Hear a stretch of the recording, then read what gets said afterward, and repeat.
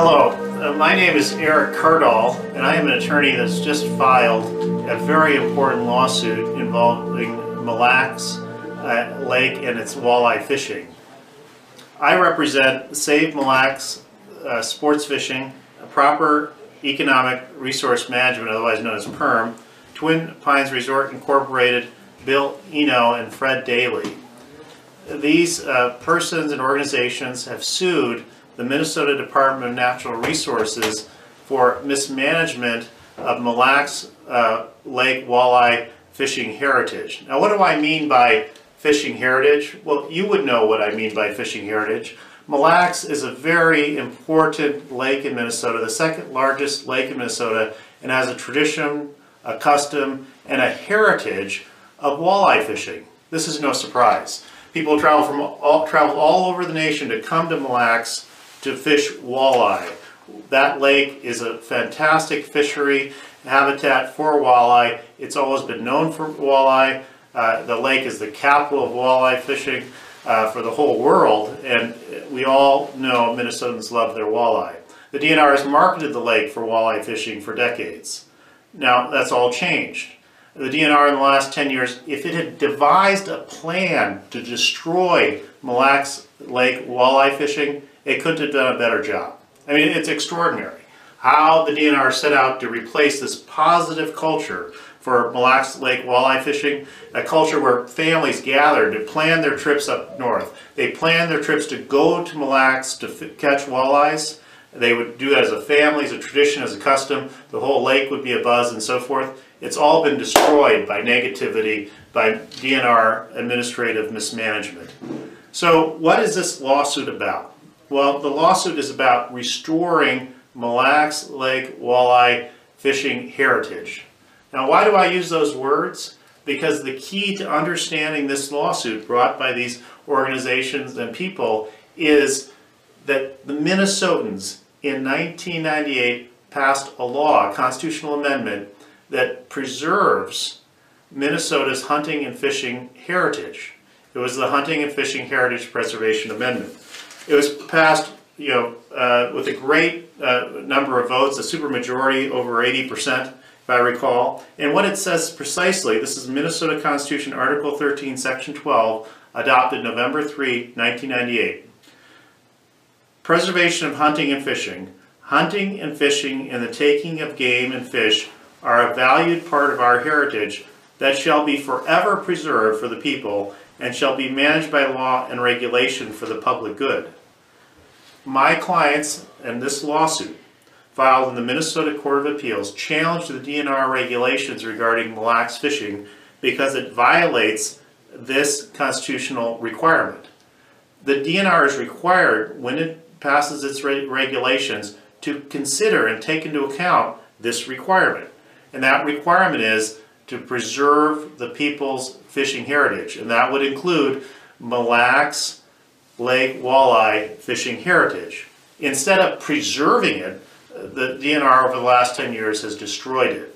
As I said, it couldn't have developed a better plan to do it. You had this positive culture, now it's been completely destroyed and replaced by a negative administrative culture, and people are no longer traveling hundreds of miles to get to Mille Lacs. They're not traveling from the Twin Cities to fish Mille Lacs because the walleye population has been effectively reduced to a point that it can't maintain that fishing heritage. Now, it's important to also note that when the Minnesota people adopted that constitutional requirement to preserve fishing heritage, that Minnesota had already recognized a public trust doctrine. This is a very popular idea brought up by the environmentalist community nationwide in the 70s and 80s.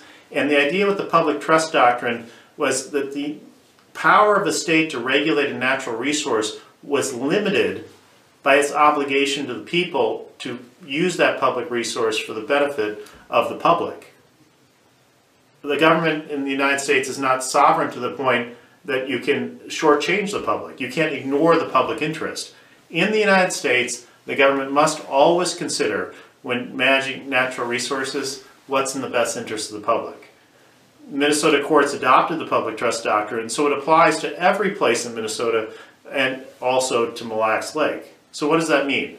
Well, it means that when the DNR is managing Mille Lacs Lake, it can't just look at the public and say, well, we have the right to manage it without regard to your public interest. No, the DNR must manage Mille Lacs Lake with respect to the public interest. Now that involves a lot of discretion, but a lot of that discretion was taken away by the 1998 constitutional amendment. You have the public trust doctrine saying Mille Lacs must be managed for the public interest. Then you have a very specific constitutional requirement that the fishing heritage be preserved.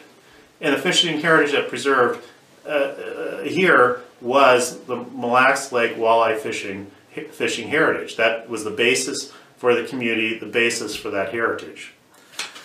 So what happened at Mille Lacs over time was that the DNR has mismanaged the fishery, and as a result we don't have enough walleye to be caught. People won't go to the lake anymore because there aren't enough walleye due to DNR mismanagement.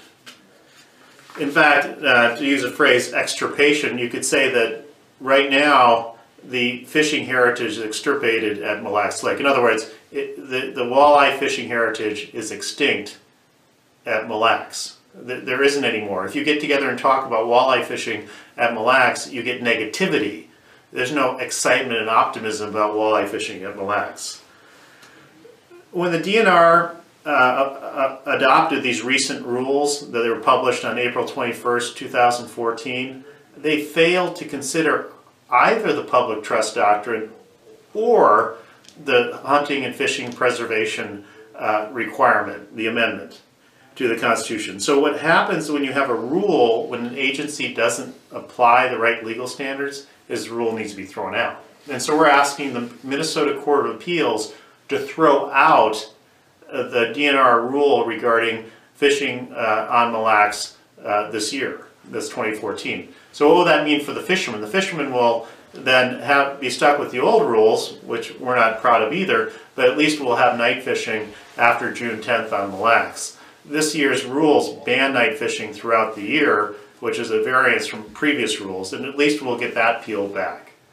But with respect to what happens next, what we'll have to do is have more litigation, but this time when the DNR considers what the rules are going to be for fishing on Mille Lacs, it will have to consider the people's tradition with respect to fishing. So what do the people expect on Mille Lacs regarding fishing, regulation, walleye populations and so forth? All of that matters because of the Fishing and Hunting Heritage Preservation Amendment in the Minnesota Constitution.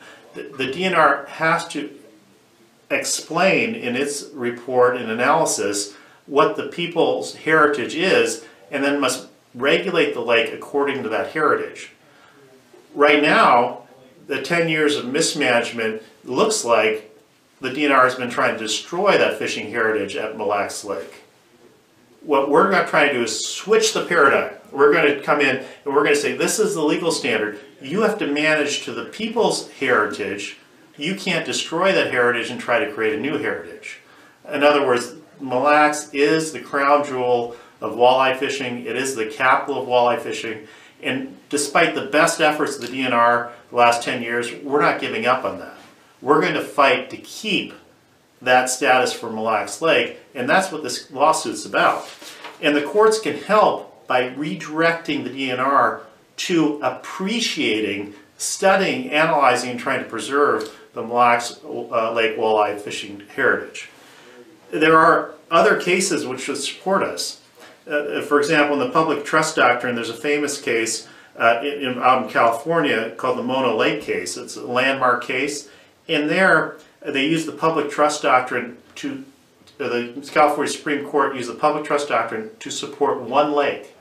It was an important lake. It was a subalpine lake. It was a lake with incredibly sensitive habitat. The threat was all the water was going to be drained off by the city of Los Angeles. And the California Supreme Court came in and said, no, one lake is important enough under the public trust doctrine to protect. So similarly here, we're saying, look, the walleye is Minnesota's state fish. More walleye is consumed by Minnesotans than any other state in the United States. We have a tradition, a heritage of going to Mille Lacs and catching walleye. It's part of who we are. And here the DNR over 10 years has tried to destroy that. And what we're trying to do is restore it. And we have the law to do it because we have the public trust doctrine, we have the Fishing Heritage Preservation Amendment. Those are the legal standards, and the DNR has completely ignored them for 10 years. They would rather change your tradition than honor your tradition, and that's what the constitutional requirement does not allow. Now, the DNR is going to come up with a lot of science. They're going to say, you know, they've been trying and so forth. Don't believe them. They're not telling you the truth. If they had tried, then we'd have a fishing heritage. But that fishing heritage has been destroyed because they haven't tried. They're not telling you the truth. They haven't used science to manage this. Their science has been the opposite of science. It's been politicized. They've been making excuses. They know what's required to preserve our fishing heritage, but they deny our fishing heritage. They deny there have been consequences to the fishing heritage. They won't implement a plan to restore the fishing heritage. They won't even acknowledge your fishing heritage. For all they care, you could catch rough fish. No, the walleye is important to maintaining this heritage for so many reasons, and you know those. So when we go to the Court of Appeals and have our oral argument, we'll be arguing that the rule adopted by the Department of Natural Resources did not apply or even mention the constitutional requirement to preserve your fishing heritage on Mille Lacs. Didn't even mention it. So they didn't mention it. How could they have considered it and applied it? Because if they had applied it and really looked at your fishing heritage with respect to Mille Lacs, they would have acknowledged they failed. But that acknowledgement of failure is the first step to creating a normal relationship between the Department of Natural Resources and all Minnesotans. Because if they acknowledge they failed and are destroying your fishing heritage, that'd be the first step to restoring that fishing heritage. And we can work together with the DNR to accomplish that. But it would require them to understand and to appreciate that they have to fight to keep our fishing heritage. And the American Indians would agree too. The Ojibwe tribes, they would agree that heritage includes walleyes on Mille Lacs. This isn't a zero-sum game. If there's a tragedy of the commons here, that tragedy of the commons does not include the story that's typically told, and that is overzealous fishermen taking all the Atlantic cod, not considering what's going to happen next year, and the government has to step in like a guardian angel and regulate everything so there's cod next year. No, that's not what happened here. The regulations were all working at Mille Lacs. It was just going fine. The people were happy. There was a heritage. And then the DNR started, after the treaty management case, started using the wrong models, the wrong science, cutting the wrong kind of deals with the American Indian, DNR, and Gliftwick, and it all went awry. And that was okay with the DNR, and the result was a destruction of Mille Lacs Lake walleye fishing heritage. That's not all right. That's a violation of law. So here the tragedy of commons was caused by the state agency. Error, error, error. We have to reset. You don't just keep pounding your head against the wall when a state agency is screwing up. You got to reset, and that's why we're going to the Court of Appeals and say, Court of Appeals, you reset the DNR because they won't even acknowledge their own failures. We've gone this far down the road, and they won't recognize that they've destroyed a fishing heritage. This is a great calamity for Minnesota, Minnesota fishermen, Minnesota families, Minnesota culture, the state of Minnesota. But it's about that culture. People want to be involved in that culture, and they've lost it. With respect to the next steps in the lawsuit, what we're going to be doing is we're going to be scheduling a hearing in the Minnesota Court of Appeals, and we're going to ask the Court of Appeals to throw the rule out. We think that'll occur in the next few weeks, and we should stay tuned to watch it. This is a very important case and has implications for hunters and fishermen for decades to come. It's right out of the box. It's brand new. It's a constitutional requirement that's been around for 15 years, hasn't been utilized yet, but if we use it correctly here, we can use it in every part of the state to protect the fishing and hunting heritage of all of us. Thank you.